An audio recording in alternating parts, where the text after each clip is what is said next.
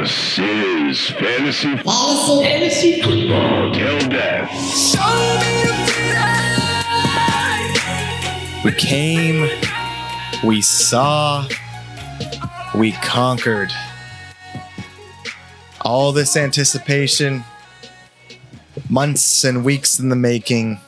A thing of the past. And now it's gone. Sam, welcome to the pre-week 1 episode of the FFtilD podcast. It's your host, Thomas Wright. What's up, boys? Sam, was it everything you ever dreamed it would be? I think it was. I think we had a great inaugural draft weekend. We got a new camera angle coming live, hopefully in frame. I'm proud of my team I drafted. I think everyone drafted a sick team. We'll get into that in a little bit. I think the weekend overall was magical. I was reflecting on it last night. Just all the little things. I mean, the little memories of seeing the kids playing with each other, the adventure of being somewhere pretty new that I'm not that familiar with. And Temecula's pretty cool, right? Temecula's awesome.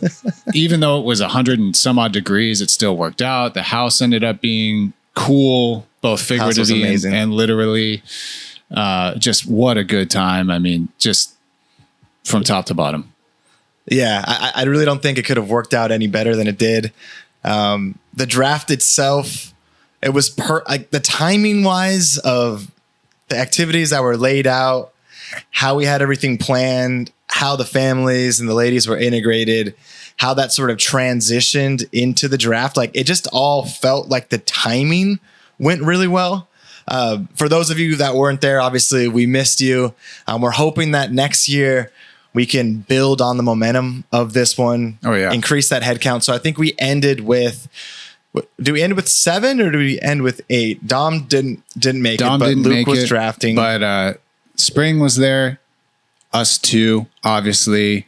Evan came in from Idaho, legend. B came all the way in from the East Coast, legend. Hunter was there. Casey was there. Jay was there. That's 8 total. We were missing Luke. We were missing Ken. We were missing Ben. And Graham. So we had 8. We had 8. And it was awesome. Just the way that we rolled from sort of the hangout, the chill, the pool, into the dinner. We all went in there, chefed up the taco night for the ladies. We crushed it, by the way, on taco night. I think so. I mean, the spread was amazing. Oh, yeah. I also love how, and I guess when you have kids involved and they're probably the biggest chore and duty themselves, it's not too much of anything that you're taking off someone's plate. But I am proud that we handled everything to do with the kitchen and the meals and serving and all of that. Granted, those of us with kids were having our children watch the entire time we did that. But I'm still proud of us. It turned out really well. I did get good feedback from Hannah. She was very impressed with the planning that the guys put into the weekend. And I got, hats off to the ladies. I don't know how Jess was, but Hannah didn't really ask any questions heading into the weekend. And it's a lot of trust to pack up the car and your family and head into the desert and just sort of expect that us degenerate football guys are going to have put things together, and that not only will you have a bed to sleep in, but 100%. Yeah. 100%. I wasn't getting a lot of questions like leading right up to it or the day of or even that weekend, but there were some as it was in, the planning phase, month, 2 months out, few weeks out, just checking in, just like, have you checked on everyone's diet restrictions, or are you guys making the grocery list? Do you have other input? Do we have this thing filled out? Just like some of those questions, because, I think this is totally justified, but if I was going to a girls, Jess's friends weekend, it was primarily the core were the ladies. And I could see in my head thinking, is this going to be set up in a way that all of the guys are having fun too? So I could tell there was a little bit of that, but she definitely just, I made a point to let her know. And, hopefully all the guys do the same thing to tell your ladies, we got this. Don't worry. Not only will things be planned, but hopefully, knock on wood, it'll be enjoyable. And I think we did a good job with that. I think we delivered. I really do. I really think that the ladies had a good time. At least they had a good enough time that we can do it again next year. Exactly. And I do think, as crazy as kids are running around, having a bunch of kids together and multiple hands and just people that are familiar with kids and kids' toys in different areas, there's mats and stuff like that. Like, you kind of megazord it up. Like, everyone sort of helped each other. And it's easier, I think, than you even going 2-on-1 at home by yourself with the kid. For sure. Even if the ratio is worse, kids to parents, I still think it was easier just collectively, all of us pitching in. Because even Griffin and Evan and B wasn't there with Caleb, but they totally adopted the entertain the kids when they're in front of them and play that role. And I think everyone played their role to perfection. Yeah, and the kids had a great time. It was, the kids weren't bored, and not all of them are old enough yet to really kind of understand boredom or anything, but I think they all had just an amazing time. What was your favorite part of the weekend? So obviously it's a fantasy football draft weekend, and I think that part just lived up to all the hype and went really well. No internet issues or anything like that. But honestly, I think what I will always remember is all the kids there hanging out, and everyone, like you just said, kind of collectively taking care of the kids and playing with the kids and seeing the kids play with each other. And especially the kids are now getting to a point where they can play with each other. And it's so cool to see your friends' kids being friends with your kids. It's so wild. It's really cool. It is such a cool thing. And it's crazy that it's only going to get even more interactive, and the personalities are going to come into their own more, and they're going to be more able-bodied. Like, next year, if we do the same thing, so many of those kids are going to be cruising around, like able to do way more activities, able to interact and communicate with each other way more. I think it's just going to be like existentially get wilder every year we do it. Yeah. And then there will also just be more kids there. Even if we run it back with the same exact group, there's going to be more kids there, which is just wild. And for how many years are we going to keep adding kids to the draft weekend? Who do you think, I know we've talked about it, who do you think will be the next new, assuming, so cat's out of the bag with everyone at this point. Jess is pregnant, so we're expecting in early April. I know. Let's go. Yeah, I know. It was tough work on my part. I pitched in solid amount of time. It's crazy that the guys give 5 seconds of their time, and then the girls have to give 10 months of their life. Yeah. To creating this kid. Well, yeah, but you still pitch in 50%. That's true. Don't let anyone tell you otherwise. Yeah, it's a teamwork. So besides Jess and I, who do you think is the next new member of the kids crew? Well, we have a couple league mates that have 2 kids that say that they're done. So Springfield, quote unquote, done. I think we just biologically even have to take Springfield out unless he has a procedure, Dude, a reverse procedure. That guy down. I know for a fact there's some ovaries that tingle around Griffin at all times. So yeah, I heard it. Oh, especially with the outfit he wore to the winery outside. Congratulations, Griffin! Dude. Best dressed of the weekend. Yeah, hats off, man. Hats off. I think that we got to put B and Ari on the list. Yeah. Right. I would put me and Hannah on the list. Did you talk to B about that at all? No, it didn't come up. I feel like, did I have a conversation with him, or did I have a dream that he said they were stopping at one? Oh, really? Know. I think it might've been a dream. I just always, I see B with multiple kids, but maybe. So B's a contender. I think B's a contender. Do we have so you said multiple members. Are you talking about Jay and Eddie? Multiple members could have more kids. I thought you said multiple members are calling it quits too. Oh, well, the officially called it quits is Spring and Emily. Yeah. Ken and Mel have been I think a little on the fence. I don't know that Amelia's still so young. Yeah, exactly. There's plenty of time there. Yeah, I mean, 3 kids is a lot. And I know that they are talking about maybe moving abroad and stuff. And so adding a kid to that mix, I just don't think if it happens, it'll happen by a year from now. And then Jay and Eddie, I think, are in a similar boat, although I just feel like they're going to have 3. I feel like they'll have another. Yeah, I mean the seed is strong for Jay. Yeah, seed is strong. But a while ago, I remember Eddie saying that maybe they're done at 2, but Luca was still really young at the time. I think she was in the fire for sure. Yeah. It's tough to have like that long-term perspective when you're just getting wrecked every day by your Oh my multiple gosh. kids. Yeah. That'll be us soon. So I don't know, but I mean, we know for sure there will be at least one more kid there next year, which is Ben and cool. Elise, number 3, I think is not out of the question. Oh no, you and Hannah, number 2, not out of the question. Definitely not out of the question. B, not out of the question. Yeah. So we got 3 There's a strong lot of room for contenders. growth. A lot of room for growth. But the kids aspect was nice. I gotta say,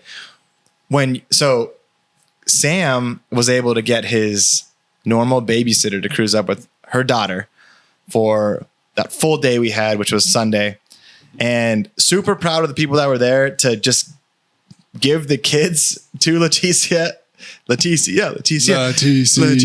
and go have like an afternoon. And we hit a couple wineries randomly. I guess we didn't read the small print. Apparently Casey did. Casey, I guess, always does. Yeah, let's go. I guess it came with the free wine tasting. One of the connected winery to where we were staying. So we literally stumbled into a free, like almost unlimited wine tasting. Basically an open bar. It was like they gave us so many free drink tickets that I think it would have been a monumental task to use all of them. I don't know how you guys did it. I gave a ticket every time I tasted some wine. I thought I did too. And I'm looking at the end when we're getting like our 5th taster and you have like 7 tickets. I'm pretty sure Griffin Hunter everyone had tickets. I'm so confused. You know, now that I think about it, there's a few times that like Hannah went to the bar to get with your glass and you just didn't give a ticket. Yeah. And the bartender's like, okay, well, you're part of the tasting group. Okay. What do you want? And then, here's 3 of them. I think that's exactly what happened. It was epic. But that was super fun. The way the fact that we were able to get that time in and just not worry about the kids so much, I think was rad. So overall, super stoked on how it turned out. Like I said, excited for the rest of you guys to cruise it next year.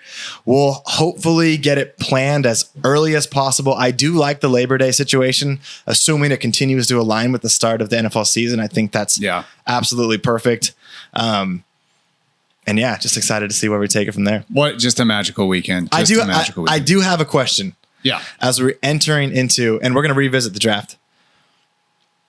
What were your like nerves? What were you feeling because I think that like 5-10 minutes before the draft, it was a new experience in the sense that like we were with the families eating dinner and then all of a sudden like the ladies and stuff were still there. They're like in the room next to us, but we just like, there's like this nervous energy of just like a transition to the left side of the room. And now all of a sudden we went from like locked in dad mode, provider mode, cooking up, hanging out to like immediate shift. This side of the room, clock is counting down 20 minutes, 15 minutes. And it's just like, I think usually my head is like in the draft more seriously for a longer period of time. And this time I felt like it was like all right, flip the switch. And now we're in it. Clock is ticking. We're all together. We're laughing, nervous energy. What was that sort of transition like for you? I 100% agree. It felt surreal, I think, because the whole experience was so out of the norm for like, even in the past when a lot of us have gotten together to draft, there's been nothing like what we experienced with the whole families being there and all being in a house, to the point where like then with the excitement turning into nervousness, like just almost kind of felt like a dream a little bit. Like it wasn't real. Yeah. And it tripped me out before the draft started. I feel like I was like way more nervous than I have been in a long time for a draft, just because it felt so surreal. Right. Yeah. There's a part of you that like knows what's happening, but there's also a party that's not like locked in necessarily. Right. Like, cause there's so much of that fun energy, that anticipatory sort of joking around, goofy. We got people looking over your shoulder. Like, we're all together, I love that about it though. I thought that was super fun. I didn't feel like, I've got this limitless pill and I can see everything like 40/20 vision status. Like all the preparation I felt like kind of went out the window a little bit. And I was like, all right, focus on what are the basic fundamental things I'm trying to accomplish here. And then all of a sudden the draft was live. Like, yeah, here we go. We had started and we were off to the races. CeeDee Lamb's on the clock. CeeDee Lamb's on the clock. It's so fun. There's a little bit that's like, it's sad that it's over. It's sad that it's over. Draft season is so fun. The anticipation for the season is so fun. Like the limitless possibility. All the players that you think are going to be good are still good. Like, yeah. So draft starts and CeeDee Lamb is the first guy off the board. Griffin Hunter, first guy to snag a player. What do you do with the second nomination? Dak. Nominate Dak. And just like that in 2 picks, Griffin Hunter ends up with a dirty Burrow and Chase light stack of the Dallas Cowboys. Upset. Honestly, I think there's a pretty solid chance that CD and Dak can compete for the Burrow and Chase title of best stack of the season when all is said and done. I mean, that's the value on stack. Paper. That is the absolute value stack. So overall, the draft, give me some of your initial quick hitters, some observations about the draft that we just did. How did it compare to previous drafts? Did it align with how you expected it to go? Let's kind of dive into that a little bit because there was a lot of buildup, a lot of chirping from Kendall about value, waiting, don't overspend. I think we all spoke amongst each other, just curious how it was going to unfold. Well, real quick, I want to say this. I want to do a shout out to Hunter. He said something like right before the draft started when I was about to either go like into full excited mode or full panic mode and like blow the whole draft. And he was like, just throw a couple bids on the first few players. Just do it. Just do it to get it out of your system. And like I bid on CD, I think in the 40s or maybe whatever. Just to take the edge off. And it just helped. It just got the juices flowing. And I think it's why I was able to commit then to spending some money later on. So shout out Hunter. Thanks for that. General observations. I think for the past few weeks, I kind of convinced myself that especially since so many of us were going to be together, the drinks were going to be flowing, that we were going to buck the trend a little bit of spending going down. I thought for sure we were going to see some nutty situations. Luke drafting for the first time, like Jamar up in the 80s for sure. I thought Jamar No way, that is going for 80 plus? I thought Jamar was going to at least approach 80. Wow. I thought I really thought that like Jamar Burrow were going to be the first two nominated. Just to see how it went. Just to see how it went. And I could definitely see that stack going for 100. So my biggest, I think, takeaway is that even in an environment that could have coaxed some irresponsible behavior out of all of us, everyone stayed pretty level-headed, I think, and executed a really good, sound draft. There's not too many things that stick out as like massive overspends. I think maybe later on in the draft, as certain teams were filled out and the budgets were like, maybe Hunter spending $11 on Tyler Warren was like 15, I think. What 15? Oh, so a little bit of an overspend, but like it's nothing compared to like someone dropping 40 plus on Justin Herbert or whatever it was a couple of years ago. So what about you? Yeah, I was pleasantly surprised at us kicking the trend. I mean, even more so than normal. It is fun, but I think just overall, it feels good to know that you aren't going to have to spend $70 on two guys if you want two decent guys, right? So I was expecting it to go that way. And honestly, I think this draft was like across the board as low-key, balanced, and mellow, I think, for sure, like by far anyone that we've ever done before. But I think even across the board, just looking at all leagues, and if you look at people that want to spend responsibly and keep sort of that value-based approach, I think we really locked in that way collectively as a group. I think, like you said, a couple slight overspends, but I don't consider a few dollars here and there really overspend at all. Like, especially for guys that make a difference on your roster.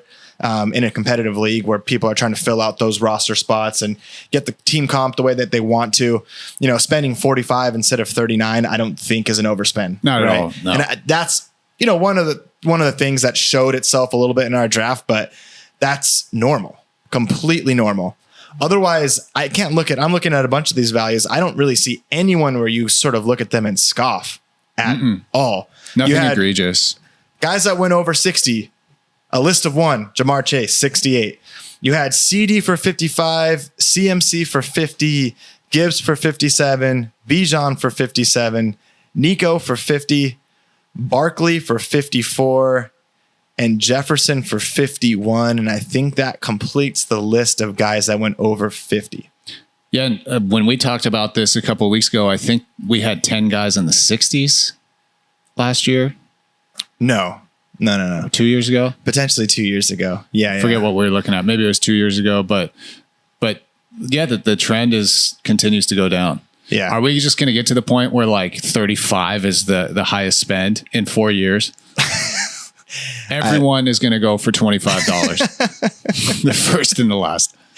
So I think it was really interesting, even with that, though, to see people still adopt their own specific strategies to the teams.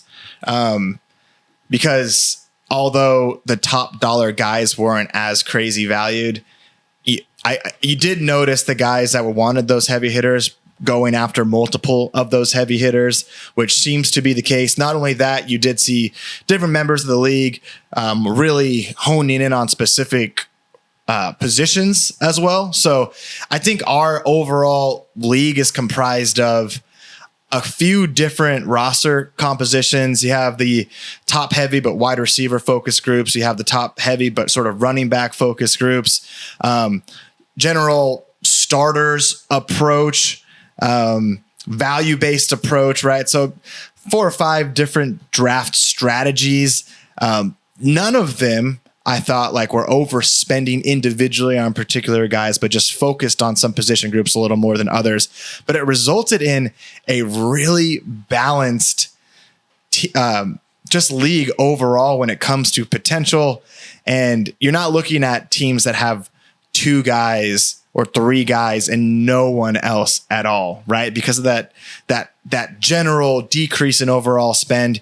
Even if guys got 2 or 3 elite guys, they're still able to get some other guys to kind of fill out the roster, maybe just with a little bit less upside. So first glance, when you look at all of the teams, what goes through your mind? Are you scared as a guy that's facing out with them? Are there certain things that you think, hey, those guys should have done it differently? Or do you think it's just a nice spread out, different strategy, may the best, luckiest person sort of hit?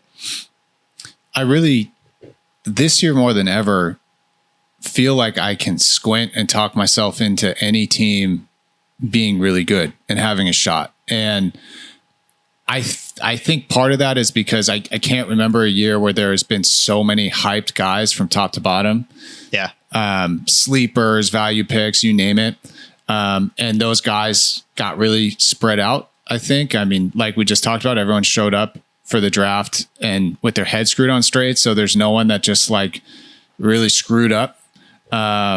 So my initial takeaway, and I feel like talking to people, everyone's kind of takeaway is like, man, everyone's team looks good. Obviously that's not the case. And in a few weeks, we're going to see who's in the struggle bus and who's on the suicide watch list. But inevitably, it'll happen. That's the crazy. Every post-draft team any year looks scary in some way.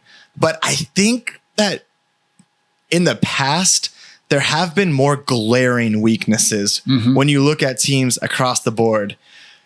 This year, not so much. So if we just want to quickly touch on some of the teams here, like if we start with Graham, it's interesting. I feel like he kind of ran back the team from last year, right? At least the same approach, obviously led by Saquon, but the team comp is pretty similar. Difference is you have Trey McBride there, so he's getting an elite tight end to sort of anchor that position, which I think is awesome. He's going to have to get upside potential from a couple of the wide receivers, but that is, somewhat similar to last year. If Jennings plays and he's healthy, suddenly he slots in and he can be definitely wide receiver 2-3, right? Like he has Sutton, who isn't sexy, but I think he finished top 14 or 15 last year. As a wide receiver. After, riding out a really shaky first half of the season with Bo Nix learning how to play football. So 100%. I mean, the running back core that Graham has is studly, and especially with McBride in there, he should have a pretty high floor. And if he just gets respectable play out of a couple of these wide receivers, And who knows when Chris Godwin comes back in week 4, 5, 6, if he slots back into 85% of what he was in the first 5 weeks last year, Graham's potentially looking at, a nice shot at that 3-peat. Yeah. Yeah. So you look at that, obviously worked out last year. The weaknesses on any of these teams are not glaring. They're just spots that maybe are overshadowed by what they do well on their current teams. Going down the list, you look at Spring, very, very balanced approach. He went with the two Studley running back combo there with the Genty Jacobs, and then really chilled out, sort of sifted through, looking for value. He's got a team that's not sexy by any means, but just guys that historically produce, right? He gets DJ Moore for 13. A lot of people are down on them, but for $13, there's crazy upside there. Connor as a third running back, again, an old, reliable, often slept on. Another year of Mike Evans, right? Like, so you look at his team, he gets Joku for $5. Maybe some question marks between Fields and Williams, but that assumes that they both suck, which in fantasy, chances are slim that that's going to happen. Chances are one of them is startable. But top to bottom, a bunch of guys that are going to be heavily involved in their offenses. It's going to see a lot of volume. So barring injury or complete incompetence randomly by maybe quarterbacks in some of these teams, you're going to see another high floor team here from Griffin Springfield. Yeah, Griffin, you get this year's inaugural Dom RIP award.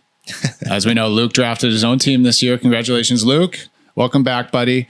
But when I look at your team, Spring, you have nailed the Dom draft strategy. Although I would say it's even an elevated Dom draft strategy because you've got these two potential powerhouse RB combo that should just like really anchor your floor. So congratulations, buddy.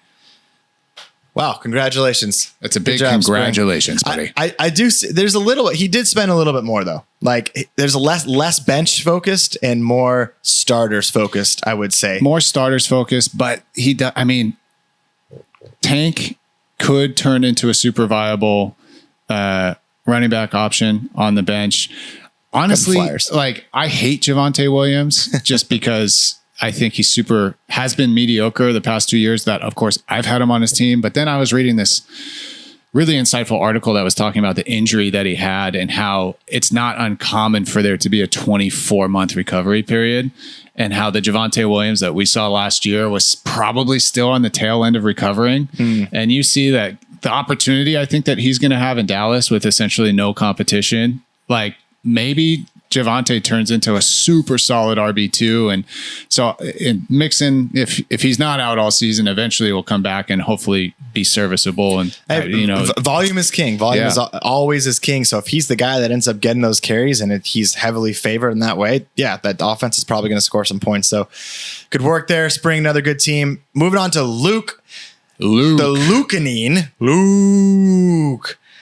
I like Luke's team, and it is a balanced team. So he went out and got a wide receiver 1 and an RB1, 50 and 45 respectively on Collins and Henry.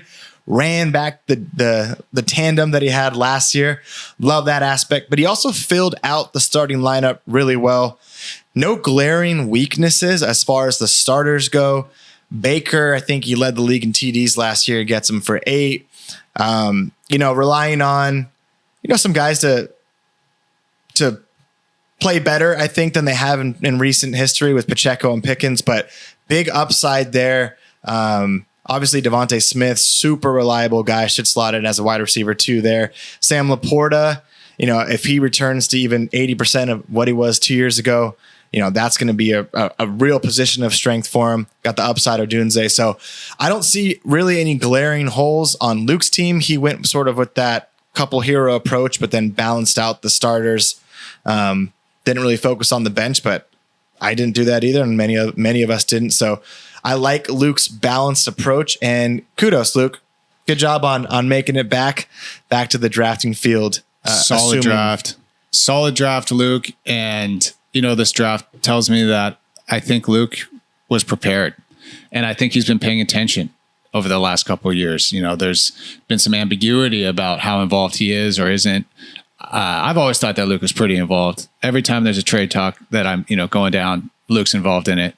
So it looks like he has carried some of that strategy through and put a little bit of his own spin on it there, going out and getting his top guys. And I think, again, another team that has a pretty decent floor. So good job, Luke. Yeah. Balanced across the board. No position really where you're looking at it like, oh, that's a really weak position group there. So kudos to Luke. Going on to Jay, Poetic Justice, coming back with a vengeance. And Jay went out and got some guys. Yes, he did. Absolutely went out and got some guys. BTJ gets his wide receiver 1. Gets Ladd, can be a wide receiver 1. And then T. Higgins, who, again, has that wide receiver 1 potential too. At worst case, I think he ends up with, a wide receiver 1 and 2 wide receiver 2s there. So very, very strong wide receiver group for Jay. And then he complements it with JT. He gets his RB1, as well as Kamara, who, I know a lot of people are scared off from the Saints, but someone's got to get the ball and someone's got to score some points. Assuming he does not break down, he's going to get 25 touches a game. So Jay, like Luke and like a lot of other teams, not really any huge holes in the starting lineup, right? Like was able to fill out the squad, even getting Warren there as a potential flex. He's relying on the Chargers heavy. So, I'm a Chargers guy. I like it, but they do have a propensity to lean into the run a little bit. So maybe that hurts with the stack, but no real weaknesses in the lineup as far as positions go for Jay. Nope. The only things that I see looking at his roster are can Justin Herbert get back to the Justin Herbert of 2022, 2023, especially in the Greg Roman offense. And the old Mark Andrews, Isaiah Likely situation is, I know Isaiah's injured right now. Are we going to see the Mark Andrews from the end of last season, or are we going to see the Mark Andrews from the beginning? So hopefully he doesn't find himself in a conundrum there trying to decide which one of those guys to start. But again, another solid, I think, high floor team. Let's go, Jay. He's back better than ever. All right, Sam, your team. Let's go. This caught me by surprise. I mean, you had said you were going to go up and spend a little bit. I needed to see it to believe it. And I have since seen it. I needed to see it too.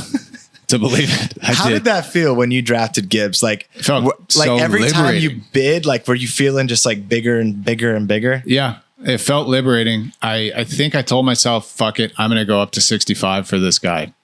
And see how it plays out after that. Yeah, and just let the rest of the draft come to me. In hindsight, I'm really glad that I picked this year to zag the value draft because so many people, I think, value drafted. When we got down to dudes that I'd be wanting to scoop up in the value range, like there were still a lot of guys with budgets left, and those guys went higher than I think I was expecting. So I might have ended up kind of getting screwed if I didn't go out and get a couple guys. But I've been saying this for weeks and weeks and weeks. I wanted to leave the draft with at least a couple players that I could hang my hat on. Yeah. And I feel like I left the draft with 3 of those dudes, and I'm pretty stoked about. I've got some risky like potential guys that like they need to achieve the ceiling that I'm hoping that they can achieve, and it could definitely go the other way as well. But I definitely am excited about this team. Yeah, I really like it, and proud of you for even doubling down after Gibbs and getting Brown at 41. Yeah. I think I've seen you not spend 41 on your most expensive player in the past. Yeah. I don't know what came over me. Honestly, it's because Hunter told me just bid on a few guys, just get it out of your system. And that just like opened the floodgates. It was that one shot. It was that one shot. I was so wasted. I'm just surprised they even made it through the draft. Sam took a tequila shot. Yeah. A group tequila shot with everyone before. And then he ended up with Gibbs and Brown. Maybe drinking tequila is actually better for you. Loosen up a little bit. It's just fantasy. Just loosen up a little bit. So you rock a crazy, crazy running back duo. I think if it's not the best in the league, it's one of them. And then you go with the Daniels McLaurin stack. Was that planned, or did you think after you got Daniels, hey, I'm going to take a shot at McLaurin?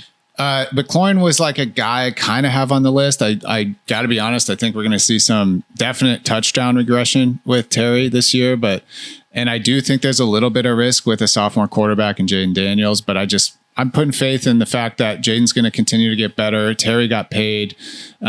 Hopefully missing the 3 weeks of camp is not going to, be too rough on him.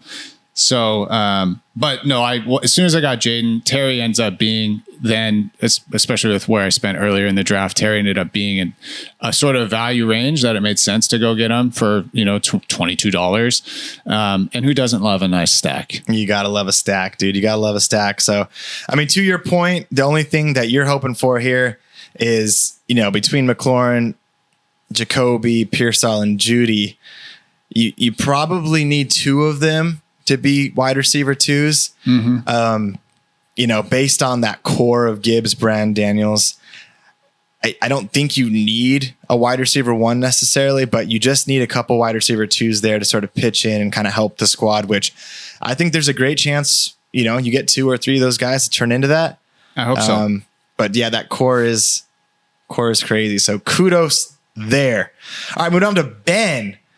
Young Ben, who in live time changed his name. Did you notice that as it was happening? It happened during the draft? Happened, I think the draft had started, and then he went from Ben Circus to Golden Age. That's very impressive. I would also like to know exactly what went into the Golden Age name change. Does Ben think that he's entering into a golden age of fantasy success? Or is it like revisit the Golden Age? Is he back to his old ways? Revisionist history? Is it a MAGA thing? make Ben's fantasy team great again? Team great again. Well, if he's going to make his team great again, he's got a couple of players that can certainly help out in that regard.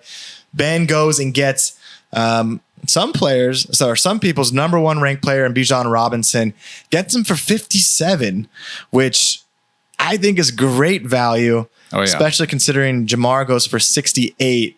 And then 4 picks later, he goes and gets the QB, Lamar Jackson, starts off with a Bijan Lamar combo, which I think no matter who you draft after that, you've established quite a high floor. Exactly. Because those guys you can feel confident are probably going to get you 45, 50 every single week. He goes and grabs AJ Brown for his wide receiver 1 at 34. Incredible value there. I personally have a little PTSD with AJ from just watching Jalen Hurts throwing the ball 3 times a game last year. And then the hammy thing scares me off a little bit, but to get him for 34 great value is incredible value. If he just gets a little bit more opportunity, that guy is easily going to be a top 8, top 6 wide receiver. So that core is nuts. And then it's funny, like Ben proceeds to fill out his team in such classic Ben style. Oh yeah. That Ben's the self-fulfilling prophecy that is Ben's team. Like that is a classic Ben's team. Yeah. You look at some of these guys. I mean, starting with Travion Henderson, a lot of hype around him. This is potentially a league-winning running back, or it's potentially someone that plays behind Ramondre Stevenson for most of the season and is very, very frustrating. Emeka Egbuka, obviously super hyped. He's someone that I wanted to get, and then probably the late round steal of the draft, Ollie Gordon for $8. That's crazy. Ben. So Ben had a weird part of the draft. He starts off really hot, and then I think he held on to his money a little longer than he wanted to. And whatever, that's fine. It didn't hurt him all that much. The only person it ended up hurting was me down at pick 153 when somehow Ben is spending $8 on Ollie Gordon. Ben. Because he could. Because he could. I waited all draft Post-Achan to draft Ollie Gordon. Never in a million years did I think I would need $9 to get Ollie Gordon at the very end of the draft. Like no one else was going for more than $2 at that point. No, he goes for $8. This is one of those trippy picks that like, it's not egregious, right? But there were just a few guys late in the draft that went like probably 3x what they should have gone, even though that 3x is $8 or $14 or whatever. But this is one of them for sure. Good job, Ben. Appreciate it. Drop a Dolphins emoji if you enjoyed snapping right there in the draft. Good job, Ben. So we'll see. Ben, I have to say, heeded Kendall's advice. He saw that you wanted to go get a guy And he said, not today. Well, it worked out. And once Achane goes out for the season, one play in to week 1, he's going to look like a genius. So yeah. Well done, Ben. Well done. But yeah, classic Ben team. He's got some really, really, really crazy upside pieces here. And then also some pieces that, may need a few weeks to try to figure out what exactly they can be. I'm hoping that's the case because we line up week 1 and I'd rather not get that Travion 30 spot and that Egbuka 28 spot week 1. Diggs suddenly fully healthy and has a great report. Diggs Drake, looking like 2019 Diggs. Yeah. Let's punt that upside for a little bit, but kudos to you, Ben. All right, Evan Simmons, the Reaper, the blunted bandit, the Titan Reaper. He grabbed a Titan of his own to no surprise of anyone in the draft room. He goes and gets his guy, Joshua Allen, $33. I don't even know what he would have gone up to, but I'm sure it was more than $33. Oh yeah. Mid-40s at least. He gets his cold-hearted killer. We now have to face that guy twice a year, so week 1. Looking forward to it. But then he goes and he fills out his team with some really, really nice pieces. His starting lineup again is I think is really elite. He goes and he gets London and Nakua, who are both, on a lot of people's sort of hype list for, the range of outcomes as top 5 wide receivers, both of them individually, stacks those together. And then you would think with Josh and both of those receivers, you'd probably really patching together the running backs, but he ends up with 3 starting running backs, potentially 4 in his lineup as well. Oh my gosh. Yeah. A few things. Yahoo today, bold prediction that Drake London was going to steal the Triple Crown from Jamar Chase.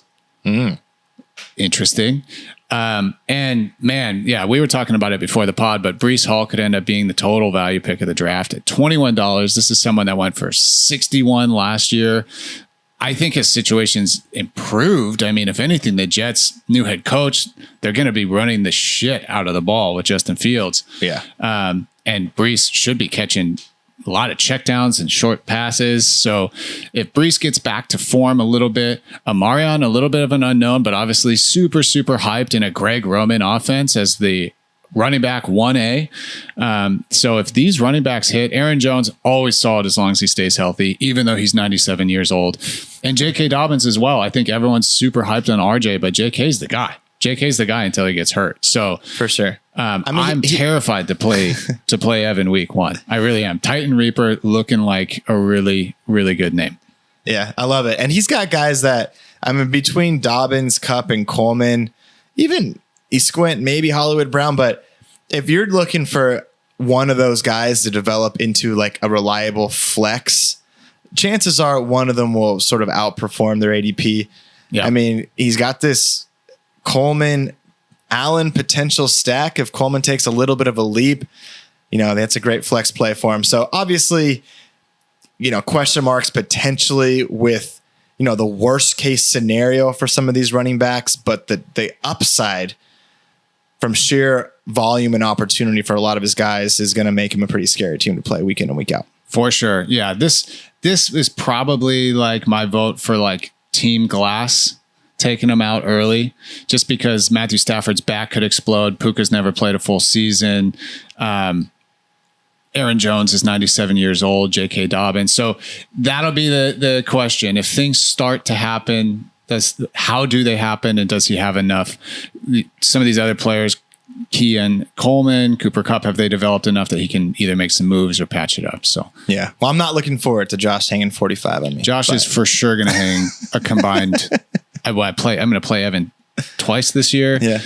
So I'm going to get dropped at least 95. At least 95. Yeah, you just count it. So Evan comes in scary. Next round at our division, Unseen Blade. I took a different approach than what I normally do. My strategy was still to fill out my starters and then patch together sort of a cheap bench. I did not plan to go tight end, quarterback heavy. It just kind of happened in the moment. I don't know if that was a result of the environment and feeling unprepared. But you waited a long time was Brock the first guy that you took or a chain? Yeah, Brock was the first guy I took. I was the last person. You're the last person to take draft someone. Went with Brock.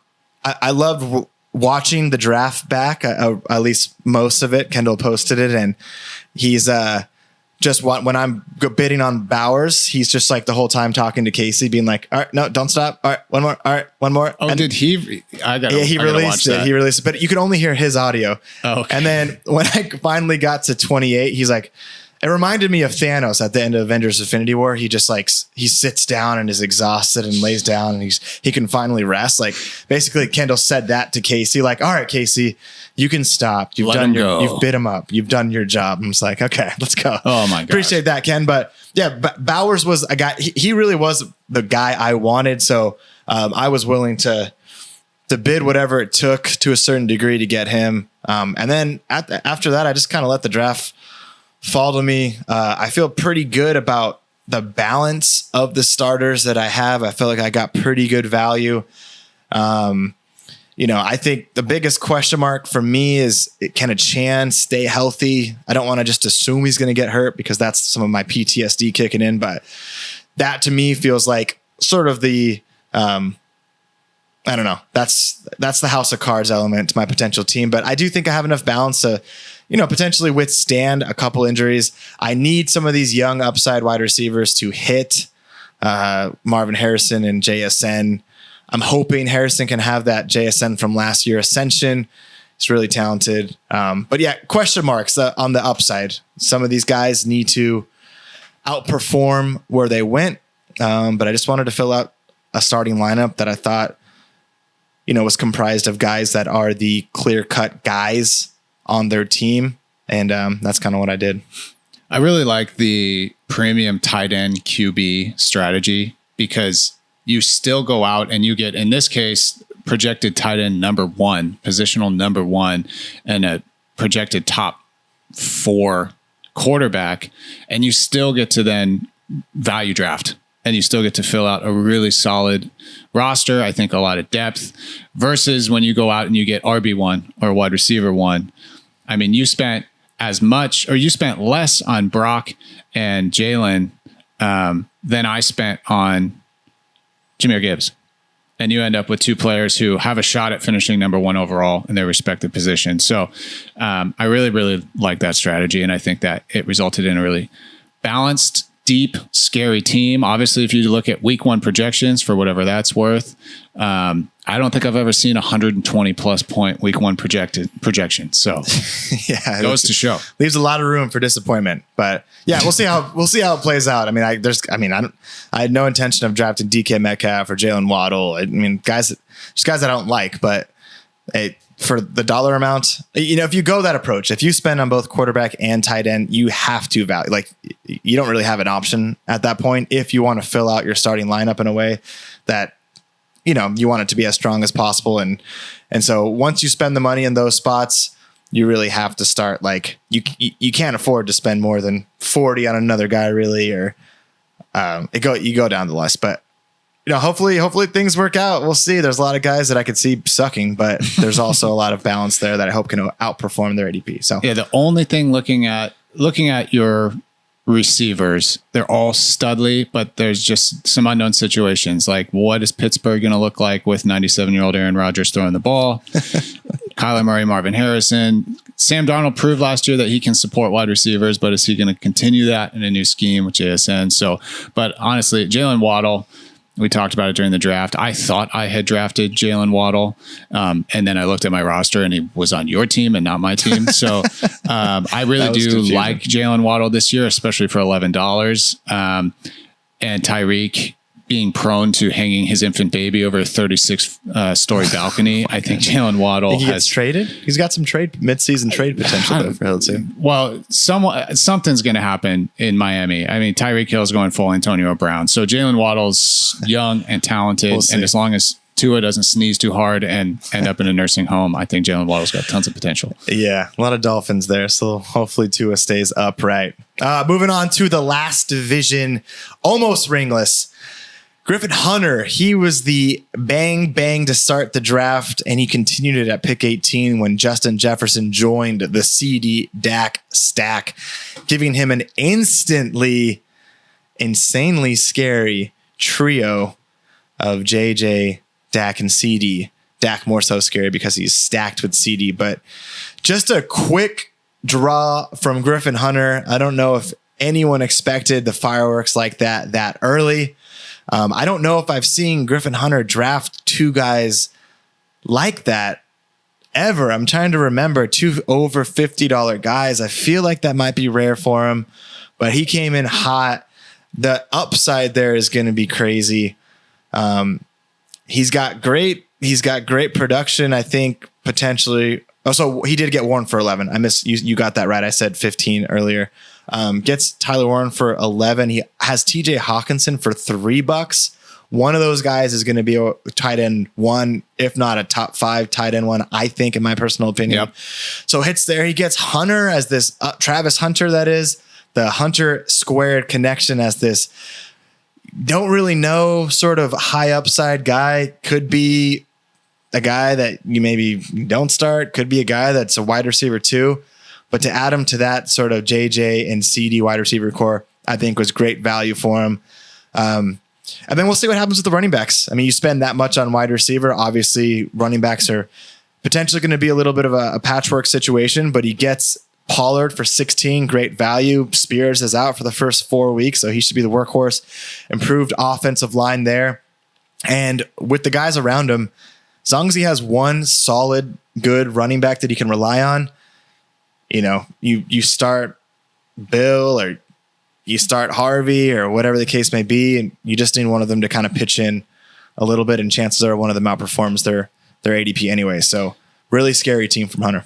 Yeah, Hunter, really liked your draft. Really great top end. I think it's just, the running back room's got to develop somewhat. One of these guys has to step up, whether that's Charbonnet through a Kenneth Walker injury, which is, likely to happen. If Bill is as advertised, that might be just like one of the steals of the draft. I mean, Brian Robinson was really serviceable last year as a solid RB2. So if Bill can step in, and apparently Bill is just way better than Brian Robinson. They traded him. That's what everyone's saying. Yeah. Like, he's just like way better. So, and obviously I think Pollard's going to come out the gate.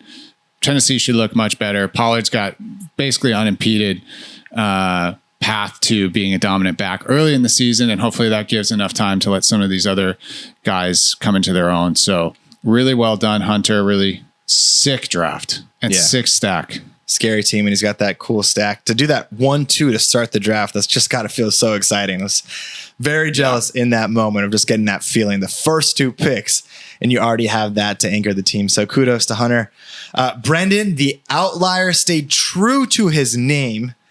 With his draft, he goes and gets CMC. I think we were saying live by the sword, die by the sword. The biggest question mark, what happens with Christian McCaffrey? Does he play a healthy season? Does that injury bug strike again? But one thing we do know, if he is playing, he has running back 1 overall potential. He gets Malik Neighbors, another guy with the potential to be wide receiver 1. And then goes and gets Bucky Irving, gets him for 42, maybe a little higher than maybe he'd want to have spent there, but still a guy that I love. I was hoping to land, wasn't good enough to get him. He can be a top 5 running back. So that trio right out of the gate, the first 23 picks, CMC, Neighbors, Irving, is an incredibly scary trio. He gets Mahomes for 6. A lot of people are big on a Mahomes comeback season this year. If that's the case, then Brendan has a chance to write out his team's second chance mantra here, as he'll have Addison out for a couple of weeks, more than likely. He's got Rashee Rice out for the first 6 weeks, but all he has to do is survive. And if he survives until like even week 7, when Rashee comes back, suddenly his potentially thin starting lineup gets pretty scary. Yeah, that's the question. Can he stay healthy for the first half of the season? And can he be competitive from a record standpoint for the first half of the season? Because if he can, and I think this is maybe a little bit of a moot point, because I think we don't need to lie to ourselves. Brendan's roster is not going to look anything like this by week 6 or 7 of the season, but let's just assume it does. And we get Rashee back. Addison's back for a couple of weeks. Brendan's team if everyone stays healthy, is looking real scary. In the moment when after he drafted Rice and he had already drafted Addison, I hadn't taken a close enough look at his lineup, and I was like, does he even have enough guys to start, to fill out his starting lineup? And then I went back and looked, and he's got some sneaky, ugly, you play them and they score 14 on you guys on his team. Olave, even Etienne, he's got JMO, he's got startable guys, and Olave for single digits. He's still going to be the wide receiver one. I know he's got that injury history. He's got poor quarterback play, but more than likely he's going to have targets. He's going to have opportunity. They're going to be losing all the time. Him way, way, way outperforming that $7 value shouldn't surprise anyone at all. It's just going to be frustrating when you're playing against him and you're like, oh my gosh, freaking Chris Olave just scored 15 on me. But it is within the realm of outcomes here. And Etienne, everyone's looking at the guy was banged up and kind of sucked last year. If the Jaguars improve offensively overall, which they should, there's no clear indication that Tank Bigsby is just completely erasing him. He'll get opportunity too. So he catches a lot of balls out of the backfield. He's a guy that he can slide in there in his flex or whatever and score 10 points and, help those big guns, propel Brennan to victory. So they've had a whole camp, the Jaguars. They could have traded Etienne. They have Byshal Tutton.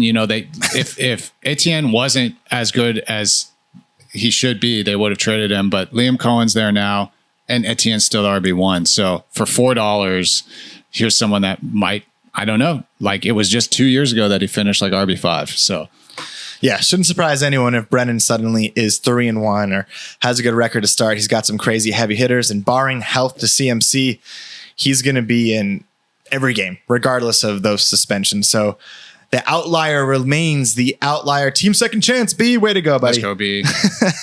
Kendall, no pride, no data. Kendall goes and he doesn't break 31 on any player. In fact, he only broke 30 once, and his next highest bid was $23 for George Kittle. Kendall gets his guy. He actually gets a couple of his guys in this draft. He stayed true to form, very, very, very conservative as far as top spending. He goes value-based. You look at his lineup, it's very balanced. No glaring weaknesses as far as guys you feel comfortable starting. And he's got a lot of potential upside should some of these guys outperform sort of that ADP or that dollar amount that they go for. So I think Kendall hit. I haven't spoken to him specifically ins and outs of every aspect of the draft, but I think he accomplished what he was seeking out to accomplish with the team. Yeah, I think Kendall's really happy with his draft. I did see him price enforcing a few times. He never got caught with his hand in the cookie jar, but I saw him throwing some bids in the 50s, high 40s. I'm pretty sure. I have to rewatch the tape. But Kendall drafted a team that I would have loved to have in 2023. And the question is, do these guys have juice left in the tank?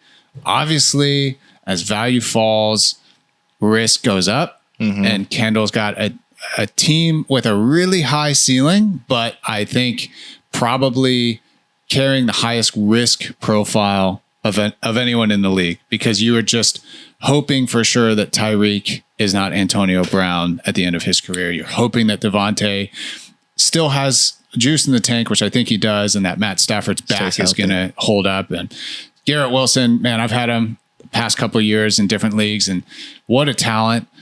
Incredibly frustrating at times because he's just the quarterback play and attitude and things like that. But top to bottom, I think Ken is stoked with his team. He's got a lot of pieces. There's going to be guys on this roster that just hit. I really like Najee at $8. Everyone's high on Amarian, but it's just Najee is still there and in that room. Jordan Mason. So I think Ken is happy. I think he did what he set out to do. Value. Yeah. And he's in an interesting position here. I think these first 2 weeks are going to have a particularly heavy impact on the trajectory of Ken's season, one way or the other, not necessarily just pure record wise, but for a lot of these guys, good, solid week 1 and week 2 production will go a long way for the optics for the rest of the league, right? There's just some question marks. There's a lot of guys here where like there's a reason why they went for those dollar amounts, because there's some underlying questions attached to them.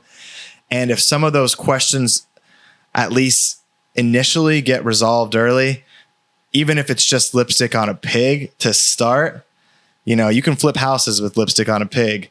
And so I think that there's an opportunity there for Kendall to make some big moves early on in the season, should some of these guys perform at the level that he's hoping they perform. But there's that other side of the coin too, where the guys look the worst case version, or maybe some middling version of, you know, what they can possibly be. And then, oh, Justin Fields sucks. Oh, it's Gibbs season. Montgomery isn't the guy that he was. Aaron Jones is getting all the production. Debo's fat and slow. Like, there's things that you could look at for most of these guys, like everyone. But I just think the first week or two is going to be really impactful for Kendall, as far as like where the direction that he takes the team moving forward. So good job, Ken. I think you did exactly what you meant to do. And then we will finish up here as far as our team roundup with Casey's $1,500 team. Casey is gonna Casey, and Casey Casey'd. I love the team name because I feel like Casey had a $1,500 budget in the draft when you look at his team. Doesn't it always seem like that with Casey though? How do you fit all these pieces together with the same $200 that we all had? Every year I'm like, can I just get one good player on my team? And then I feel like it doesn't happen. And then I look and Casey has 5 good players on his team. All of them just hoarded on Casey's team. So Casey goes and gets it done. Kudos to you, Casey, with the Bengals stack. We all talked about it. You were all about it. That's great. And that's the best that software can get you there. Jamar, Burrow, and Balls, the 3 Bs. Casey gets it done. You got to think that upside is through the roof. He pairs Jamar with Amon-Ra 45, which I thought was great value there. And then even goes and gets a guy with a, hop in RB1 potential at Kieran Williams. His second team, $38. And then fills out the team. I mean, you spend that much money on those top guys, you're not going to have a ton left to spend. But Tyron Tracy, the slotted running back 1 in New York, they should be improved. He'll be gracing the starting lineup. Maybe Thielen as a flex play. They need some wide receiver help. Jerome Ford, I think he's going to be the week 1 starter. So at top of the lineup, that's the scariest probably top of lineup as anyone in the league. And then as happens with that team comp, we'll just have to figure out a couple of starters to make it work with them. And if they produce like they have the chance to produce, that is a team that can score 150 on you any given week. Yeah, you wouldn't be surprised. I mean, when Amon-Ra is your wide receiver 2, that feels really good. And wide receiver 2 to Jamar Chase is even better. So I like Tyrone Tracy. I think that Casey actually ended up with a really serviceable running back duo, even though he has probably the best wide receiver duo. So to make that happen is really, really sick. He's just going to have to round out the bottom of the roster here. Like, I just do not get a boner looking at Christian Kirk, Adam Thielen, Kareem Hunt, Devin Singletary. You don't? Maybe a little half chub. Just a little chub. So Antonio Gibson. So, that's what the wire is for. That's what this early season is. There's going to be players available. And if Casey can be active early on the wire, spending fab, he has a chance to really round out this team and turn this team into just a juggernaut. Good job, Casey, and good job, everyone. As we've been saying in the chat, just a bunch of scary teams. Everyone did an amazing job sticking true to sort of like, in the moment, before the moment. Clearly, everyone was prepped. So I think it's going to be anyone's game week in and week out, especially early. Like I said, everyone has a sick team before football actually starts. But I think this year, more than ever, it's balanced and it doesn't look like there's a team that's like super weak. But now that we've got all the teams sort of quickly ran through, I'm going to give you a couple quick hitters about the teams in the draft. top of mind. Tell me what your response will be. A couple of these I didn't prep you for, so literally perfect. it's going to be top of mind. Perfect. Okay. All right. Yeah. All right. First one, trippiest team. Trippiest team is Brendan's team. The outlier, Brendan's team. All right. Brendan's team. We could just end it there. Okay. Most boom or bust team. Ben's team. Ben's team. All right. All right. Happiest manager with their team. Happiest manager with their team. I think I'll have to go with you or Spring. Okay. Have I really been talking about my team that much? You won't shut up about it. Actually, yeah, we got to go Ken. What am I saying? Yeah, Ken's the happiest manager with this team. Like, if we're talking happiest manager with this team, it's Ken. Who do you think Ken's favorite player on his team is? I think it is David Montgomery, just because he loved David Montgomery last year. But no, what am I talking about? It's George Kittle. Of course. There you go. Don't overthink it. Which manager is going to be the most upset and hating fantasy football by week 5? I hate to say this, but I think it's Jason. Oh, I hate to say this. I hate to say that, but I think it's Jason because he's so heavy on the Chargers passing game. And I think that they're just going to run the ball. Okay. Sleeper team. What team do you think people maybe didn't vote for in the best team draft that has a chance to be the best team by week 10? Evan. Okay. Evan, I like 100%. That. I like that. All right. Now, lastly, you can't pick your team. You can't pick my team. Who is your, I guess, Optics favorite team?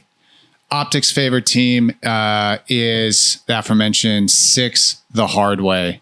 It's a real hard 6. The old-fashioned 6, the old-fashioned. King James Springfield. Okay. Griffin Springfield. He has depth. He's got a power running back duo. He's got pieces to make trades should he wish. He just needs to figure out this quarterback situation. I think goes to Spring. All right, Springfield, you hear that? He couldn't say his own team, he couldn't say my team, but you got the vote from Sam. That's big time. Good job, buddy. Sam's voice carries a lot of weight. Honestly, around these parts. how is he not gonna get that accolade after the outfit he wore on Saturday? Dude, he was handing out accolades once Accolades Lily and left Charlie and right. Barley went to bed too. So Uncle Salmon's crowning you as the best in the bedroom and out of the bedroom here in the draft room. So good job, King Springfield. Big trip. So, all right. Teams are laid out, and you know what that means? That means it's time for the actual matchups to start. So before we end this podcast, you know what we got to do. We got to take a look at the week 1 matchups.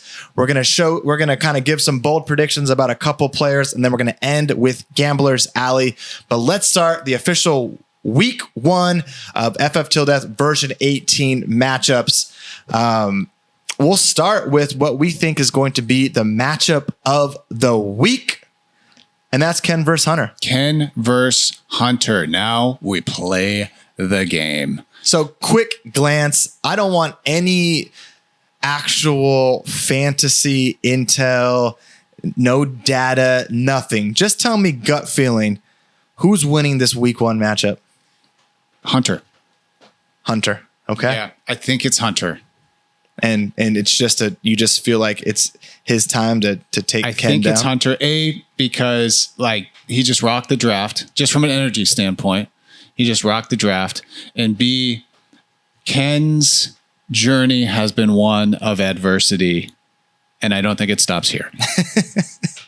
Well, Kendall, even if you lose this matchup, as long as you don't lose the next 6, you'll be making more ground than you did last year. Okay, matchup of the week we feel like is Ken versus Hunter. I hope there's fireworks in that one. We've got Graham versus Griffin Springfield. And I guess Graham is riding a 7-game win. Did I crazy. read that correctly? 7-game winning streak. Yeah. Going into this matchup with Griffin Springfield, I've got 10 on Graham just because I feel like Graham has some sort of voodoo over 6 the hard way. 6 isn't hard for everyone, so I'm thinking Graham might, put that to bed there.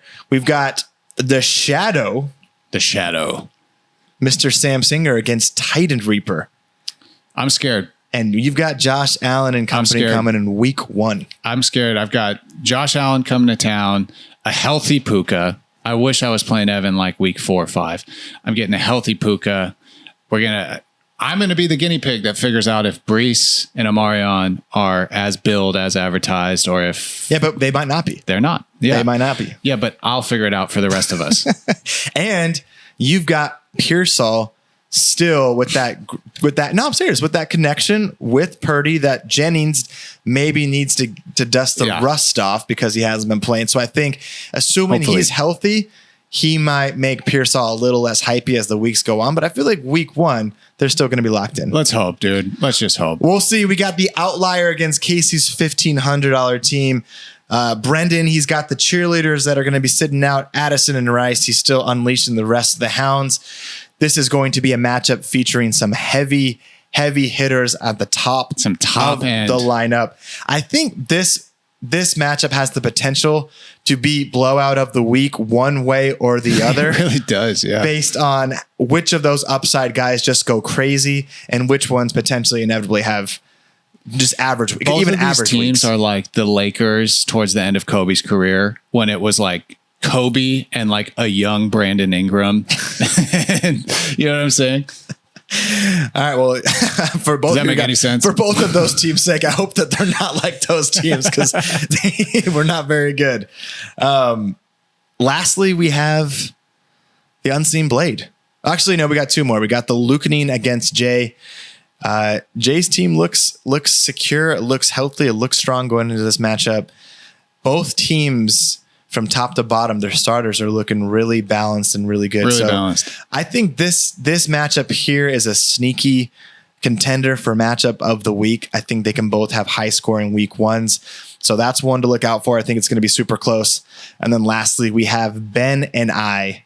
I'm hoping I put a halt to the start of the golden age. Ben's team is a Ben team. I'm just praying and hoping that it takes a few weeks for his upside guys to really show the upside that they have. Yahoo is really high here. Like you said, I don't think 121.27 as a projection. I don't think I've ever seen that week 1. I mean, that's rare even. Yeah, I think 13. Devon looks like the RB1 here.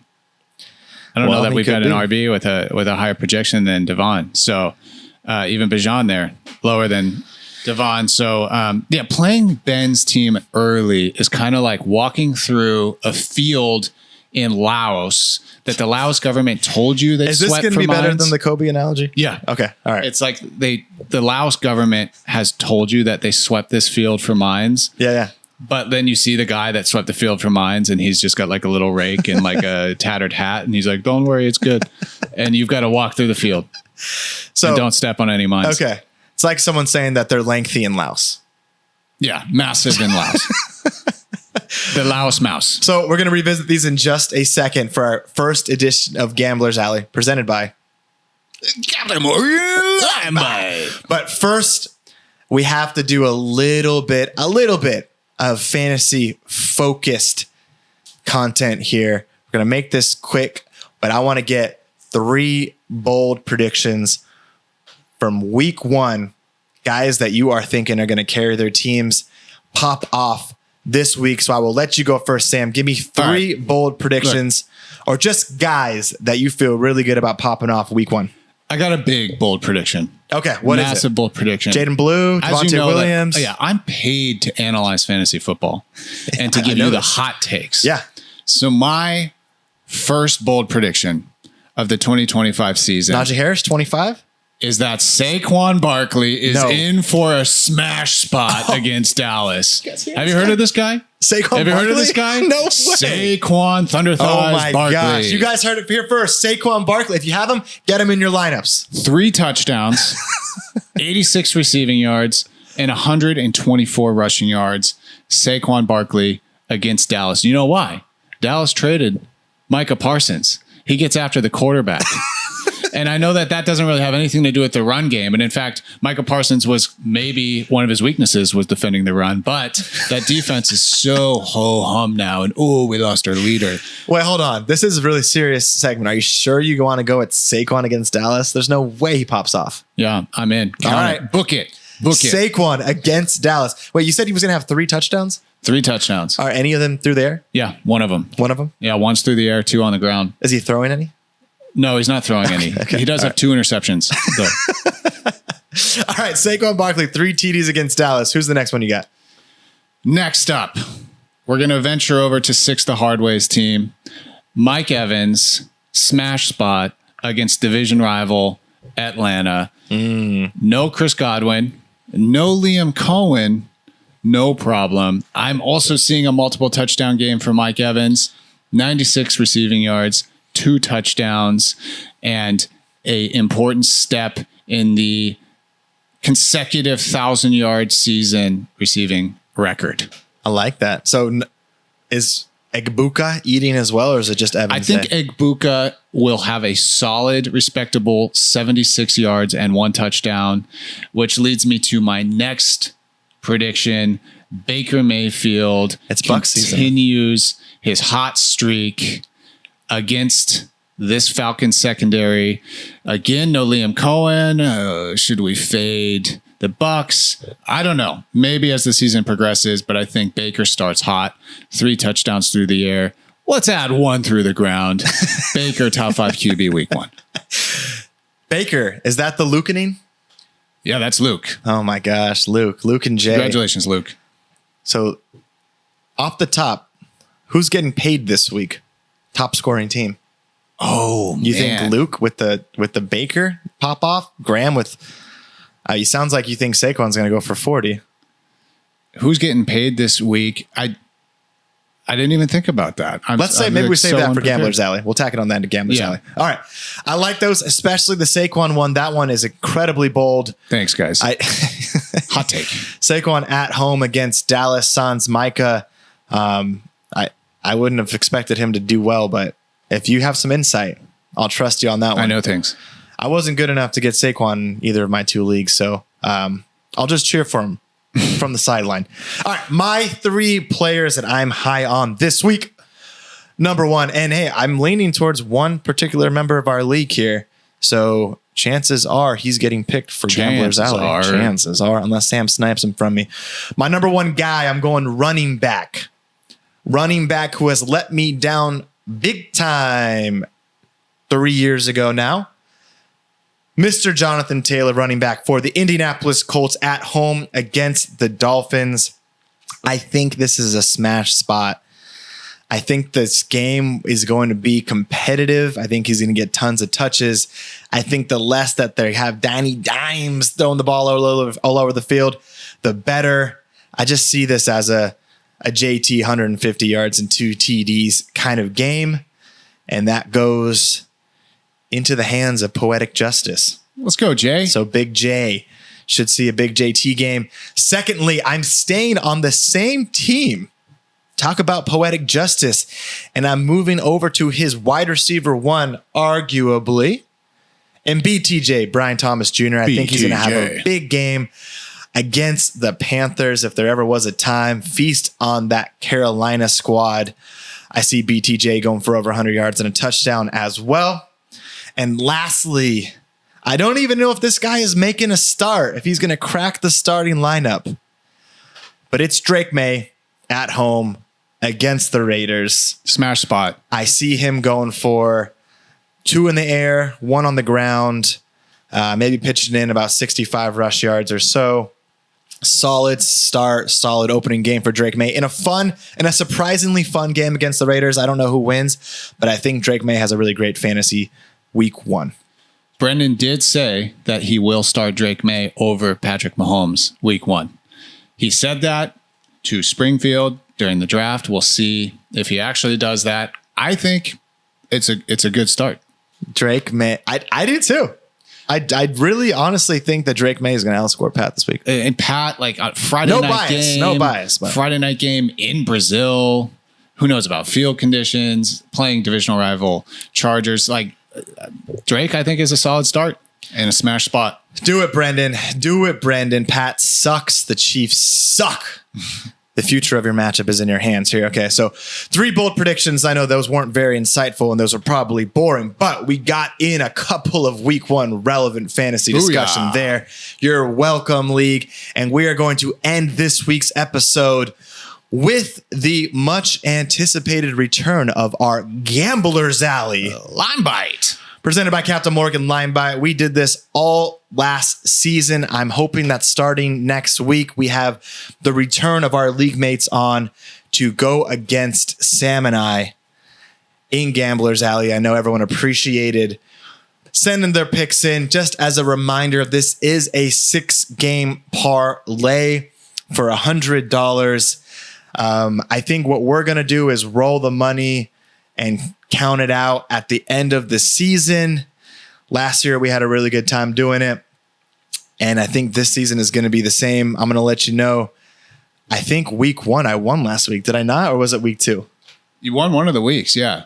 You hit. I thought it was early on. Yeah, I think it was early on. Dangerous early on. Yeah, we were like, this will never happen. I anticipate hitting this one right now. All right. You go first. I'm going to go first? You have the honors. All right. This is Gambler's Alley, and I'm going to lead it off with what I just mentioned. I made a couple calls, so I'm going to Luke and Jay, and I am taking Mr. Jason Gregory over the Lucanine. I think this one is going to be potentially the closest scoring and a high scoring affair. I like some of Jay's matchups. And I'm going to take him because I do feel good about that Charger stack week 1. So give me Jay over Luke. I like it. I am going to go up to the north, to the far north. And I don't know why I'm saying the north. Let's take a look at Graham and Spring, the aforementioned Spring. We talked about Spring having our favorite draft, but I will be taking Graham this week on the backs of Saquon's 46-point performance. Graham taking a solid step in proving me wrong for coming in last place this year. I think you backtracked against Graham, though, didn't you? Multiple times. So do you even know who you picked at this point? Who was it? Luke? No. You picked Luke to win the division. Yeah, no, I've got Luke to win it all. Yeah. You have initially said the regression's going to hit Graham on the back-to-back, and so you're guessing him last. Yeah. But then I think you didn't even vote him last in his division. No, I didn't even vote him last in his division. I think I ended up saying Jay. Jay, okay. I'm pretty sure. All right. We'll have to check the tapes. Yeah. Can you pull the data on that? roll the tape. All right. Yeah, you're going with the karma approach here. I can't fault you. I have $10 on Graham in the group chat. Some things aren't meant to be, Trip. And so, 0-1, there's lots of season left to go. All right. You went to the north. The far north. No clue what that's referring to. But if you're going the north, I'll go to the deep south. The deep south here. And I'll go Outlier and Casey's $1,500 team. And in spirit of that, I didn't even plan that, but in spirit of the deep south, I'm going to go with the Outlier over Casey's $1,500 team.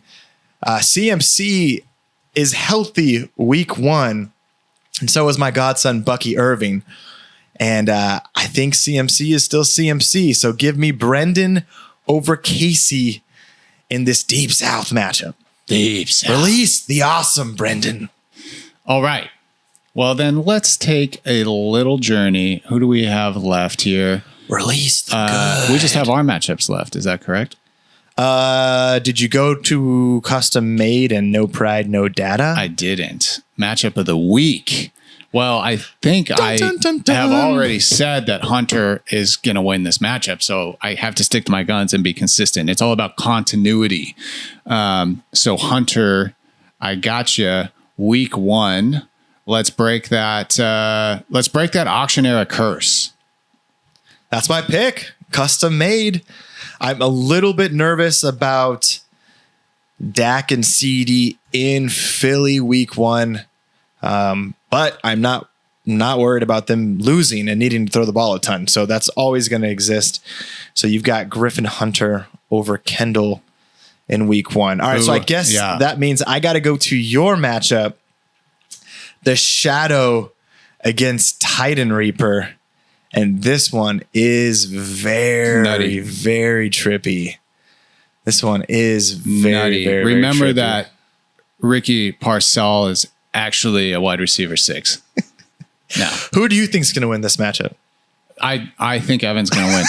I really do. I really think Evan's going to win. All right, I'll go with Evan then. I'll pick him over the Shadow. I think you're trying to reverse jinx it. But let's see if it works out for you. No. Josh Allen in primetime against Lamar. That's what I'm saying. I mean, Josh Allen, 49, Puka, 23. But you also have Jaden Daniels against the Giants at home. That's true. That sounds tasty. Very, very friendly. And someone's got to catch all those passes, all the big balls up in Las Vegas. I'm liking my parlay right now. All right. Well, we go to your matchup, you and Ben, rivalry week. You and Ben, the last one of the week. I got to get on the right matchup first, but I got to go with the Unseen Blade, the mantis, the apex predator of the arthropods. I think they're arthropods, right? And just a team that is solid top to bottom. Like we said, you got to walk through the field of landmines. I think that you'll figure it out this week, although I do think that this matchup should be much closer than Yahoo currently projects it to be. But let's go, Fred. I wonder if Ben will trade Ollie Gordon for a Chan straight up. Think he would? Ben, if you're listening you would trade Ollie Gordon for a Chan straight up, go ahead and drop the Ollie Gordon emoji. What's the Ollie Gordon emoji? I don't know. A little skateboard? Is there like a skateboard Ollie? That could be cool. Yeah. Ben, I'm looking at a Chan projected for more than Bijan Robinson. Maybe if you just want to go Bijan for a Chan straight up. That's not bad. You already have Ollie Gordon. You already have Ollie Gordon. Bench. Yeah. You think that could be something he'd be interested in? Well, that'd be something he'd be interested in. I'll send you a private message, Ben. Maybe if you throw in Rico Dowdle. Hey. Dowdle and a Chan. I feel good about some of those guys. We'll see. So, all right. Week 1, Gambler's Alley in the books. Let me get the lineups here. Let me get your parlay. Who do you have? Okay. I have Luke, Graham, Casey, myself, and you, which leaves you with Jason, Spring, Brendan, Kendall, Evan, and Ben. All right. Easy $100. Rolling in next week. Easy hundo. So market. So what do you think, Sam? You think next week we start integrating some guests? Yeah. You think we can do that? You think we can pull that off? We can do anything. You think so? I think so. Guys, do you think we should keep having this video? I don't know how this one's going to turn out, how it's going to look. Yeah, hopefully. Does it matter? Yeah, let us know if you guys like the video or not. I do. I saw that some people watch it on TV. That's true. Yeah. So maybe we'll keep doing it. By the way, speaking of Fred, I think it finally has run its course. No. Yeah, I think so. In all seriousness, this time around. No. We got back from the trip and he was gone. Hasn't shown up the last couple days. But he is really good at hiding. Camouflaging is kind of his thing, but he was getting a little bit too big for his bridges, and he has to be able to hide. And unless he just shows up miraculously, the longest we did go was around 48 hours one time when we saw him. But he's older and wiser now, which means he can venture out further, longer. I think he's big enough now, and he is pretty big. I don't know if Ken verified anything on his own little research project, but he's big enough now where he might be, going to find his lover, his forever after. Wouldn't it be wild? Or her. Fred might be a girl. If you came into your kitchen one day and he was like on the side of one of those palm trees and he was like 3 feet and he was just like, Thomas, good luck this season. I think it would be even crazier if I just like went outside, fell down, and then woke up and I was actually shrunk to his size and I was in a peach and we were all animated and he was talking to me.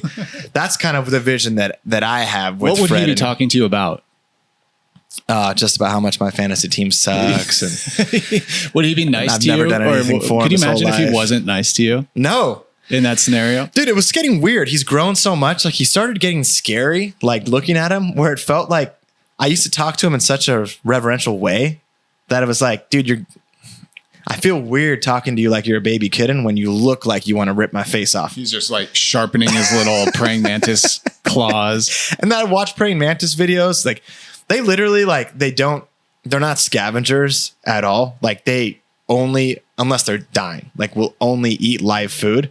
And the way that they eat their live food is like really gruesome. Like they literally eat them limb by limb. Like they don't kill them and eat them. They eat them. Like they go for the limbs and they sever them. Like I was watching a couple of videos, not going down that deep in the rabbit hole, but you ended up on 4chan at 3 a.m. It started with praying mantis videos, but then you were watching friggin' ISIS videos. Don't go down the Googling track with praying mantis. It leads you to some, unsavory clips. Well, let's hope he comes back. It would be a week 1 miracle. Can you imagine if he showed up afternoon window Sunday?